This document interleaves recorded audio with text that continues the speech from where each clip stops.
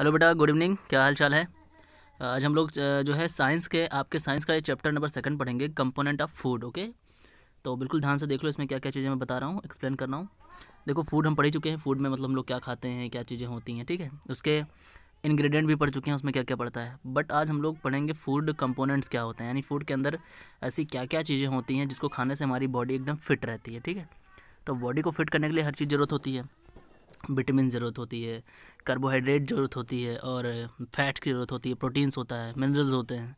तो ये सारी चीज़ें रिक्वायरमेंट होती है हमारी बॉडी को परफेक्टली चलाने के लिए। तो ये सारी चीज़ें हमें कहाँ से मिलती हैं? फूड से। तो फूड के सारे क्या होते हैं? कंपोनेंट होते हैं, ठीक है। तो इन्हीं को डिटेलिंग में आज देखना है और समझना है कि क्या इनका वो है।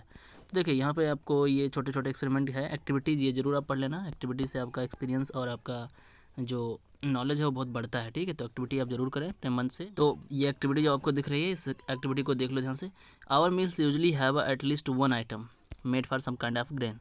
जो भी खाना बनता है उसमें एक ना एक आइटम तो होता ही है। ग्रेन मतलब चाहे वो अनाज हो, चाहे और कोई मटेरियल हो, मतलब उसमें एक या एक से ज़्यादा भी आइटम हो सकते हैं। और बता रहा है other items could be as a dal, ठीक है, dish of meat and vegetables. तो बहुत सारी चीज़ें हो सकती हैं। इट में ऑल्सो इंक्लूड आइटम्स लाइक, क्या चीज़ें हो सकती हैं इसमें? कर्ड यानी दही भी खा सकते हो, साथ में बटर मिल्क भी खा सकते हो, एंड पिकल्स यानी अचार, ठीक। और some examples of meals from the different region are given table. देखो, हर जगह हर एक रीजन में खाने पीने का सिस्टम अलग अलग है, ठीक है। जैसे हमारे यूपी में अलग अलग चीज़ें खाई जाती हैं, वहीं आप साउथ में चले जाओगे तो वहाँ कुछ इडली डोसा ऐसे होंगे। मुंबई में चले जाओगे तो आपको वड़ा पाव, ठीक है, वड़ा भाजी, ये सारी चीज़ें मिलती हैं ना। अलग अलग कैटेगरी के अलग अलग जगहों पे चीज़ें होती हैं।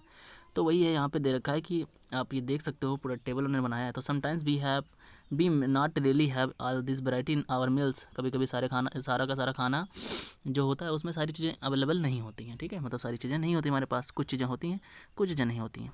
Be if we are troubling, अगर हम ट्रबल करते हैं, be may eat whatever is available one way. अगर रास्ते में कुछ भी हो तो हम वो खा डालते हैं ना, अगर हम कहीं ट्रबल कर रहे होते हैं। ये सारी चीज़ें अवेलेबल नहीं होंगी कि दही भी हो, अचार भी हो, है ना, और दाल भी हो। तो कुछ चीज़ें होती हैं तो हम वो चीज़ खा लेते हैं। जैसे आपको ये दिख रहा है, ये पूरी तरह से इसमें हर चीज़ होनी चाहिए, तो वो चीज़ें नहीं होती हैं रास्ते में जब हम ट्रेवल करते हैं। तो it may not possible for some of us to eat such a variety of item most of time, है ना। तो बहुत सारी दिक्कतें होती हैं कि हम लोग लगातार हर समय सारी चीज़ें एक साथ नहीं खा सकते, कभी ना कभी कुछ ना कुछ प्रॉब्लम रहती हैं। तो there must be some reason that why meals usually consist of such a distribution. Do you think that our body needs different kind of food for some special purpose। अब हमारी बॉडी को ये different different type के खाने की ज़रूरत क्यों पड़ती है? क्योंकि उसमें कंपोनेंट्स होते हैं, उसमें बहुत सारी चीज़ें होती हैं जो हमारे बॉडी को परफेक्टली ग्रो कराती हैं, ठीक है।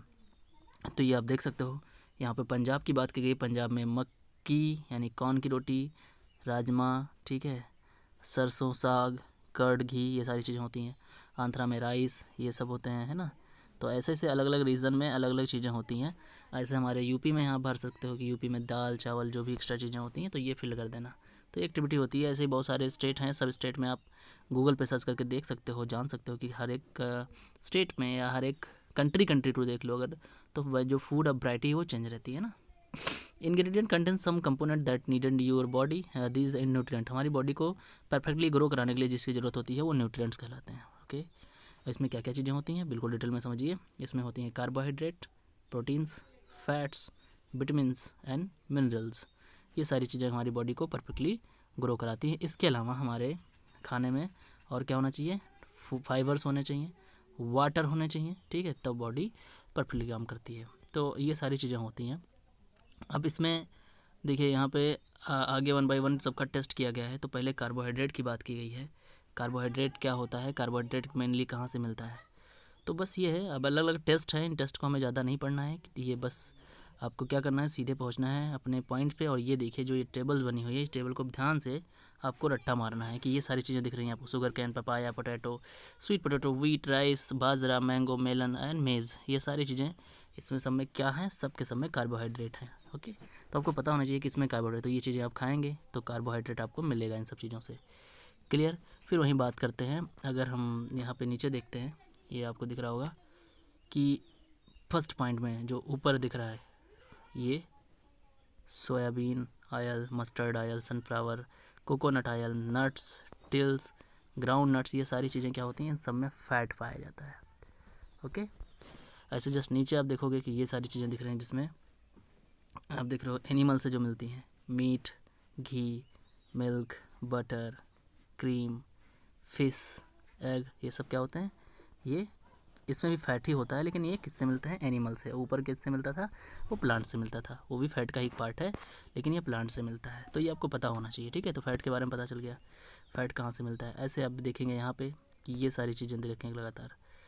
तो ये सब क्या है, एनिमल से और प्लांट से। ऊपर वाले प्लांट से ये प्रोटीन्स हैं सब, यहाँ से प्रोटीन्स मिलेंगे आपको ग्राम, मूंग, दाल, बीन्स, सोयाबीन्स, पीज़, ये सब किससे मिल रहे हैं, प्लांट से। तो प्लांट से मिलने वाले ये सब क्या हो जाते हैं, प्रोटीन्स।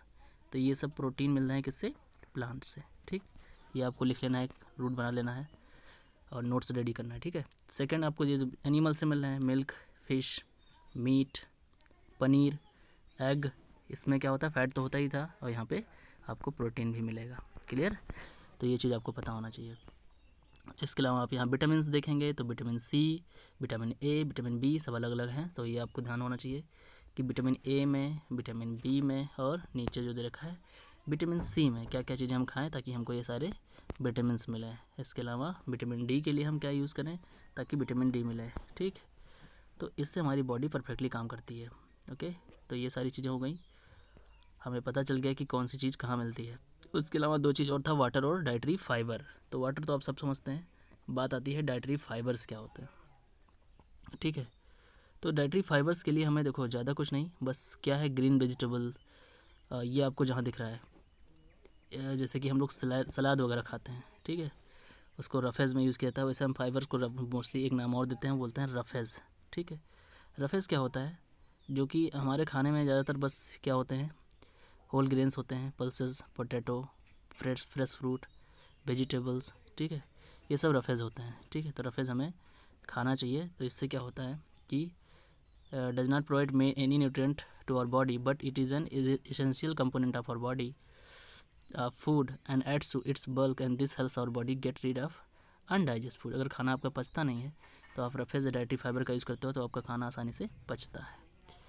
और मैं बेसिकली यही बताना चाहूँगा कि जो रफेज़ है, ठीक है, या फिर डाइटरी फाइबर की बात करें अगर, तो ये ज़्यादातर बस क्या होता है, इसको एक शॉर्ट आप बोल सकते हो सलाद, ठीक है, सैलड जो आप यूज़ करते हो खाने में, यानी कि मूली है, गाजर है, रेडिस, या फिर कैरेट, या फिर जो आप ककम्बर वगैरह यूज़ करते हैं, तो वो सारी चीज़ें होती हैं रफेज़ में आती हैं, ठीक है।